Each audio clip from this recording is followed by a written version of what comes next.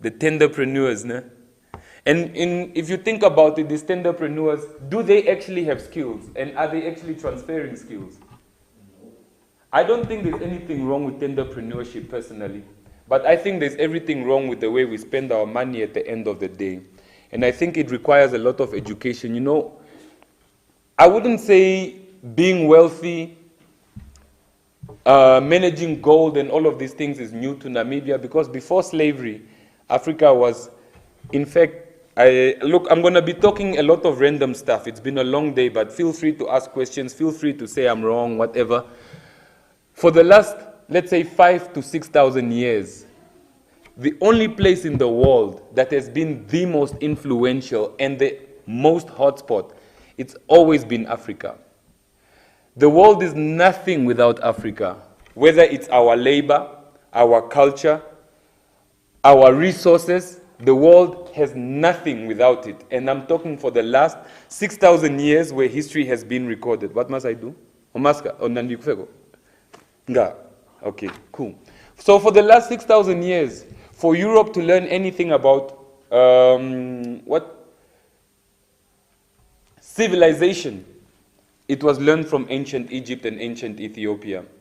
For any place, anywhere else in the world to learn about universities and education and sciences and all of these things, the last place in Africa to be really rich in this was Timbuktu, and I think we're talking the 1400s.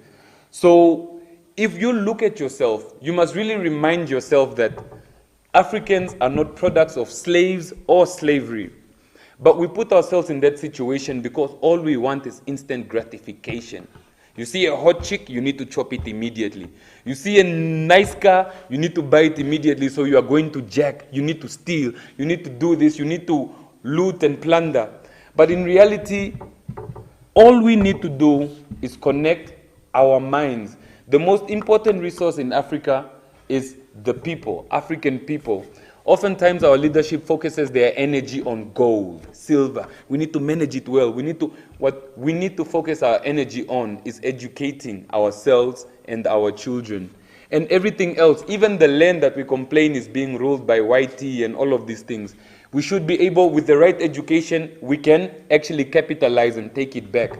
But now, we have no resources, no intellectual resources, no intellectual infrastructure to compete in a court of law for anything that's important to us. So these are challenges that we face, and oftentimes we look at ourselves with very low confidence and assume that we are nobody across the world. But in reality, the world is nothing. I'm going to repeat that. The world is nothing without Africa. And I'm saying that for the last 6,000 years. America is built on the backs of Africans. Whether it's African labor, all the music that we listen to is black people from America. All the movies that we watch, you look forward to seeing a black person. In fact, I've lived in the US for 3 years. I moved there when I was 11. And funny enough, I could not imagine myself spending time with white people in America. All I could think of was Martin Lawrence, Chris Rock, and Chris Tucker, and I assumed everybody was black. And that's how strong our culture is. If you look at 50 Cent, he's been to Japan. How many people speak English in Japan? But he had 60,000 people screaming, go, shorty, it's your birthday. So you need to understand that your culture is powerful. And how many white boys, if you go to Klein Windhoek, to Eros, anywhere in the world, walks around with baggy jeans, do-rags, and trying to imitate the culture that we have invented? So recognize your culture and recognize the strength that you have in front of you and make use of it. Do not detach yourself from what is African. I know a lot of us, you look at a black person, you're like, black people, ne? Because the guy tripped on an elevator or he got acquainted to something. Don't detach yourself from the situation. As a black person, always hold yourself accountable. So we complain of our leadership and we complain, these guys are messing up, they are corrupt, they are what? But in reality, our leadership is an extension of our society. They're a reflection of who we are. We are not any different from them. It's very likely that if I became president, I'd be doing the same thing that Hage Geingob is doing. You know, because we are one society and I'm just an extension of his way of life and his way of thinking. So I really appreciate everybody being here because what you're doing is leading by example. Now, speaking about leading by example is, I want to tell you a little bit about Free Your Mind. Free Your Mind is a business, I'd say me and JC started about 12 years ago. We started it when I was 21 years old. Like I said, I didn't go to university because I wanted to do unlearning. So my university became Free Your Mind, how to bring people together, how to design content, how to speak about, how to really express yourself and create ways for yourselves to make money, you know. And Free Your Mind was started on July 4th, 2008. It was started by 6 people.